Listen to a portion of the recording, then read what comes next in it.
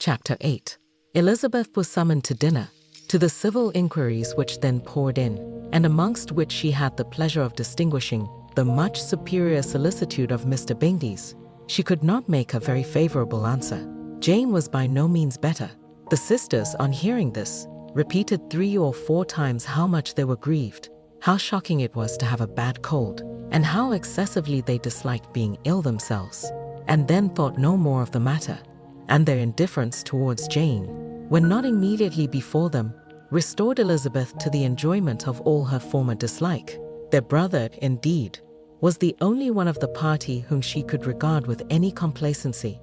His anxiety for Jane was evident, and his attentions to herself most pleasing, and they prevented her feeling herself so much an intruder as she believed she was considered by the others. She had very little notice from any but him. Miss Bingley was engrossed by Mr. Darcy, her sister scarcely less so, and as for Mr. Hurst, by whom Elizabeth sat, he was an indolent man, who lived only to eat, drink, and play at cards, who, when he found her to prefer a plain dish to a ragout, had nothing to say to her. When dinner was over, she returned directly to Jane, and Miss Bingley began abusing her as soon as she was out of the room. Her manners were pronounced to be very bad indeed, a mixture of pride and impertinence. She had no conversation, no style, no beauty. Mrs. Hurst thought the same, and added, "She has nothing, in short, to recommend her, but being an excellent walker. I shall never forget her appearance this morning. She really looked almost wild." "She did, indeed, Louisa. I could hardly keep my countenance. Very nonsensical to come at all. Why must she be scampering about the country? Because her sister had a cold. Her hair, so untidy, so blowsy. Yes, and her petticoat. I hope you saw her petticoat, 6 inches deep in mud, I am absolutely certain, and the gown which had been let down to hide it not doing its office." "Your picture may be very exact, Louisa," said Bingley, "but this was all lost upon me. I thought Miss Elizabeth Bennet looked remarkably well when she came into the room this morning. Her dirty petticoat quite escaped my notice." "You observed it, Mr. Darcy, I am sure," said Miss Bingley, "and I am inclined to think that you would not wish to see your sister make such an exhibition." "Certainly not. To walk 3 miles, or 4 miles, or 5 miles, or whatever it is, above her ankles in dirt, and alone, quite alone. What could she mean by it? It seems to me to show an abominable sort of conceited independence, a most country town indifference to decorum." "It shows an affection for her sister that is very pleasing," said Bingley. "I am afraid, Mr. Darcy," observed Miss Bingley in a half-whisper, "that this adventure has rather affected your admiration of her fine eyes." "Not at all," he replied. "They were brightened by the exercise." A short pause followed the speech, and Mrs. Hurst began again. "I have an excessive regard for Miss Jane Bennet. She is really a very sweet girl, and I wish with all my heart she were well settled. But with such a father and mother, and such low connections, I am afraid there is no chance of it. I think I have heard you say that their uncle is an attorney on Neryton."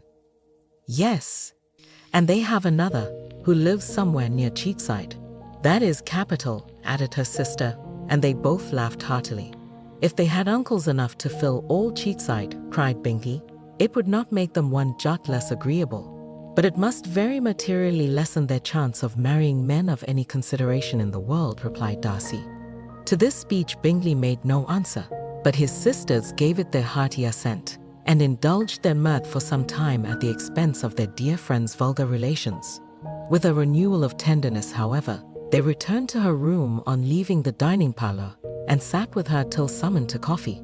She was still very poorly, and Elizabeth would not quit her at all, till late in the evening, when she had the comfort of seeing her sleep, and when it seemed to her rather right than pleasant that she should go downstairs herself.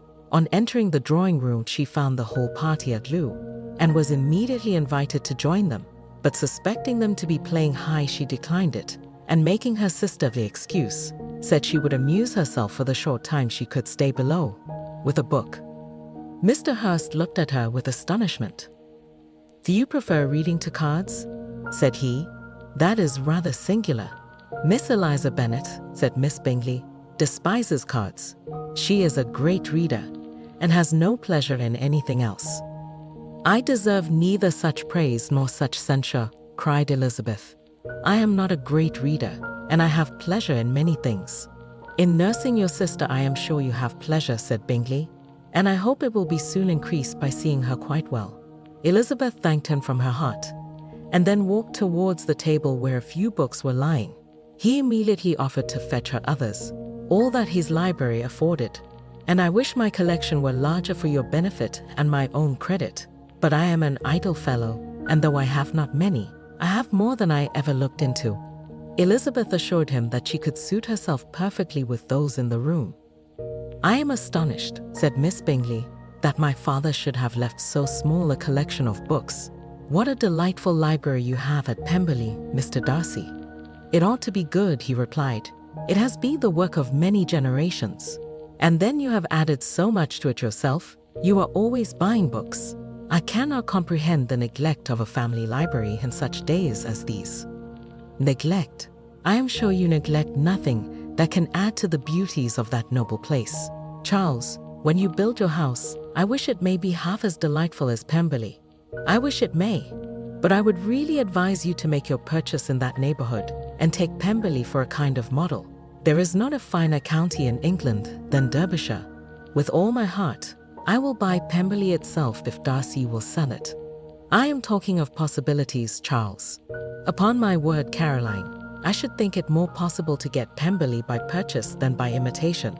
Elizabeth was so much caught with what passed as to leave her very little attention for her book, and soon laying it wholly aside, she drew near the card table and stationed herself between Mr. Bingley and his eldest sister to observe the game. Is Miss Darcy much grown since the spring? Said Miss Bingley. Will she be as tall as I am? I think she will. She is now about Miss Elizabeth Bennet's height, or rather taller. How I long to see her again. I never met with anybody who delighted me so much. Such a countenance, such manners, and so extremely accomplished for her age. Her performance on the pianoforte is exquisite. It is amazing to me, said Bingley, how young ladies can have patience to be so very accomplished as they all are. All young ladies accomplished? My dear Charles, what do you mean? Yes, all of them, I think. They all paint tables, cover screens, and net purses. I scarcely know anyone who cannot do all this, and I am sure I never heard a young lady spoken of for the first time without being informed that she was very accomplished. Your list of the common extent of accomplishments, said Darcy, has too much truth. The word is applied to many a woman who deserves it no otherwise than by netting a purse or covering a screen. But I am very far from agreeing with you in your estimation of ladies in general. I cannot boast of knowing more than half a dozen, in the whole range of my acquaintance, that are really accomplished. Nor I am sure, said Miss Bingley. Then, observed Elizabeth, you must comprehend a great deal in your idea of an accomplished woman. Yes, I do comprehend a great deal in it. Oh, certainly, cried his faithful assistant. No one can be really esteemed accomplished who does not greatly surpass what is usually met with. A woman must have a thorough knowledge of music, singing, drawing, dancing, and the modern languages to deserve the word, and besides all this, she must possess a certain something in her air and manner of walking, the tone of her voice, her address and expressions, or the word will be but half deserved. All this she must possess, added Darcy, and to all this she must yet add something more substantial in the improvement of her mind by extensive reading. I am no longer surprised at your knowing only 6 accomplished women. I rather wondered now at your knowing any. Are you so severe upon your own sex as to doubt the possibility of all this? I never saw such a woman. I never saw such capacity and taste and application and elegance as you describe united. Mrs. Hurst and Miss Bingley both cried out against the injustice of her implied doubt, and were both protesting that they knew many women who answered this description, when Mr. Hurst called them to order, with bitter complaints of their inattention to what was going forward. As all conversation was thereby at an end, Elizabeth soon afterwards left the room. Elizabeth Bennet, said Miss Bingley, when the door was closed on her, is one of those young ladies who seek to recommend themselves to the other sex by undervaluing their own. And with many men, I dare say, it succeeds. But in my opinion, it is a paltry device, a very mean art. Undoubtedly, replied Darcy, to whom this remark was chiefly addressed, there is a meanness in all the arts which ladies sometimes condescend to employ for captivation. Whatever bears affinity to cunning is despicable. Miss Bingley was not so entirely satisfied with this reply as to continue the subject. Elizabeth joined them again only to say that his sister was worse, and that she could not leave her. Bingley urged Mr. Jones being sent for immediately, while his sisters, convinced that no country advice could be of any service, recommended an express to town for one of the most eminent physicians. This she would not hear of, but she was not sound willing to comply with their brother's proposal, and it was settled that Mr. Jones should be sent for early in the morning.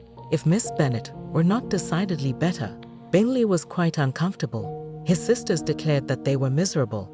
They solaced their wretchedness, however, by duets after supper, while he could find no better relief to his feelings than by giving his housekeeper directions that every attention might be paid to the sick lady and her sister.